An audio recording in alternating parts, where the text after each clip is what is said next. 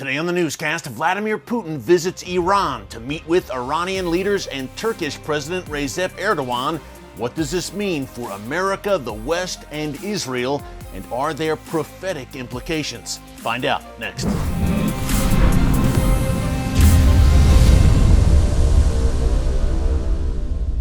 Hey folks, Erick Stakelbeck here. Welcome to the Watchman Newscast. It is only his second international trip since ordering the invasion of Ukraine back in February, but today, Tuesday, July 19th, Russian President Vladimir Putin landed in Tehran to meet with Iranian leaders, chief among them, of course, Iran's President Ebrahim Raisi and Supreme Leader Ayatollah Khamenei.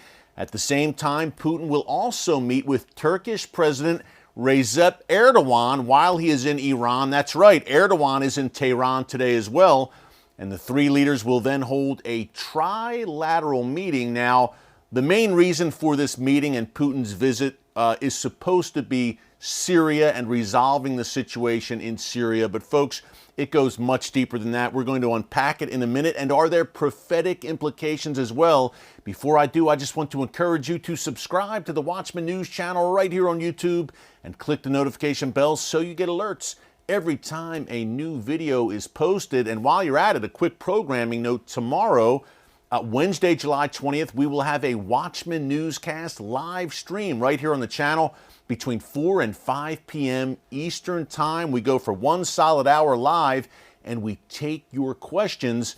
So be sure to bring some good ones for our Q&A session. I am sure that we will be talking about Russia, Turkey, and Iran meeting in Iran right now, folks. Major implications on a lot of levels. Let's unpack first what this meeting's all about, and secondly, the longer term and shorter term implications. First of all, again, Putin, only his second international trip since the invasion of Ukraine began, but listening to Iranian officials today announcing this trip, heralding Putin's arrival, they literally rolled out a long red carpet for him when he landed. One top Iranian official said that Russia is Iran's #1 strategic partner in the world. Look no further than what we reported here in the newscast last week, that Iran is ready to supply hundreds of drones to Russia for use in its war against Ukraine. Folks, that's a tip of the iceberg when it comes to military economic cooperation between Russia and Iran. And both of them now are helping each other to evade international sanctions. Before, it was Russia helping Iran. Iran's been sanctioned for years now, of course, over its illicit nuclear program. But now Iran is having to return the favor, so to speak, as Russia is facing major international sanctions over the invasion of Ukraine. Folks, these two nations need each other. Before, Iran needed Russia a whole lot more than Russia needed Iran. But now, as Vladimir Putin scans the world landscape, he doesn't see many friends. But Iran has been loyal, by his side, standing with him.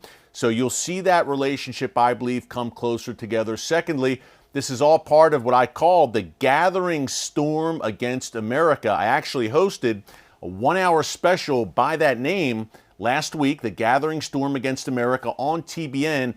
If you missed it, you can check it out right here on our YouTube channel. Just go under, I believe it's under U.S. News. We have various categories here on the homepage. Under U.S. News, do some scrolling.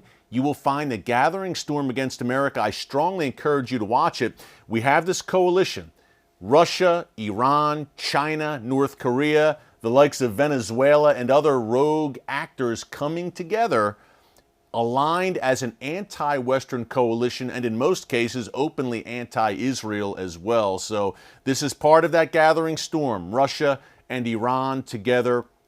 On the Turkish front, why is Erdogan there? Well, I mentioned at the top, this meeting is ostensibly about Syria at the end of the day, and certainly that will be discussed, especially in the trilateral portion of this visit by Vladimir Putin.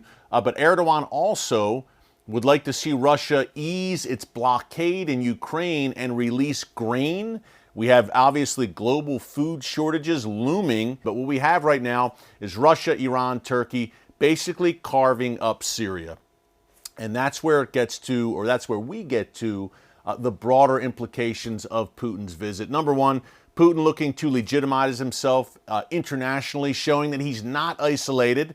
And by the same token, this gives Iran legitimacy of sort to see a leader, even though he has been a pariah on the world stage since the Ukraine invasion, to see the leader of a world power visit Iran, literally the red carpet treatment. Erdogan, the leader of a NATO member nation, visiting Iran as well.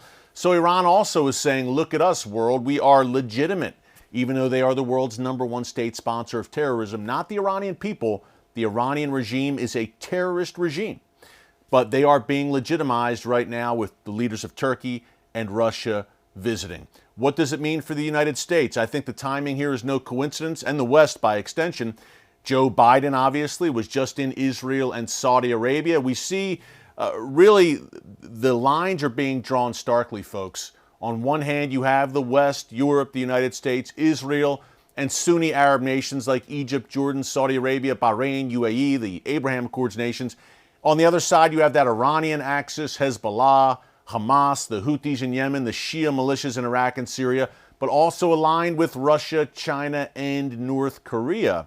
What about Israel? To me, this is troubling, highly troubling for Israel for a few reasons. Number one, Russia, Turkey, Iran, again, all at Israel's doorstep in Syria.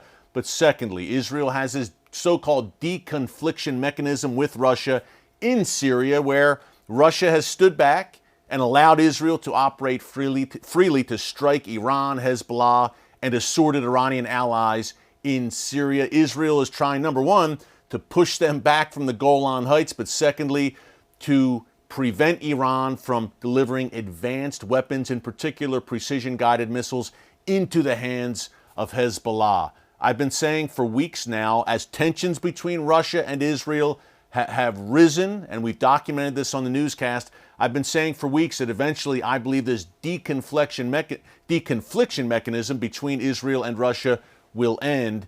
And today this has to be troubling for Israel to see Vladimir Putin getting the warm embrace of Israel's greatest enemy, the Iranian regime. And you can bet your bottom dollar, as Erdogan, who's been no friend of Israel as well, although recently he's been putting on a charm offensive because his economy is in the tank and inflation in Turkey is through the roof. He's looking for all the friends he can get. But you can bet that Russia, Iran, and Turkey will be discussing Israel's role in Syria as well. And you can also bet that Iran and the Assad regime in Syria have been pushing Putin to crack down on Israel and end that deconfliction mechanism. So going to be very interesting to watch. Look, at the end of the day, you can tell a lot about a man and a nation by the company they keep, and the company Vladimir Putin keeps is Israel's greatest enemies, or are Israel's greatest enemies. The Iranian regime, the Assad regime, Hezbollah, Hamas, these are the allies of Vladimir Putin, Israel's greatest enemies. So I don't think Israel can trust Putin at all. And this brings us to the closing thought here. The prophetic implications that we mentioned at the top, folks, it's not hard to see if you watch this newscast. More importantly, if you read the Bible, crack it open to the book of Ezekiel, chapters 38 and 39, that coming war of Gog and Magog we've discussed so much here on the newscast, where there is a, quote, latter days confederation led by Russia, I believe, aligned with Iran, Turkey, and other actors that come against Israel, again, in, quote, the latter days, latter, L-A-T-T-E-R.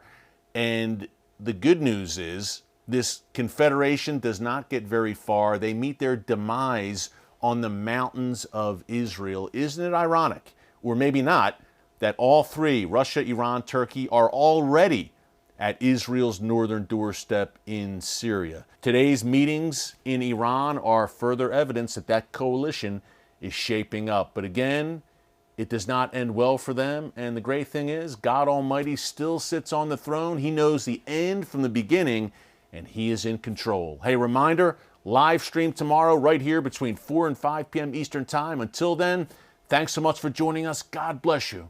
And remember, never hold your peace. Hey everyone, thanks for checking out the Watchman Newscast. If you enjoyed this episode and want to see more, make sure you go ahead and hit the like button, click subscribe, and tap the bell icon to turn on notifications for new Watchman Newscast episodes every weekday.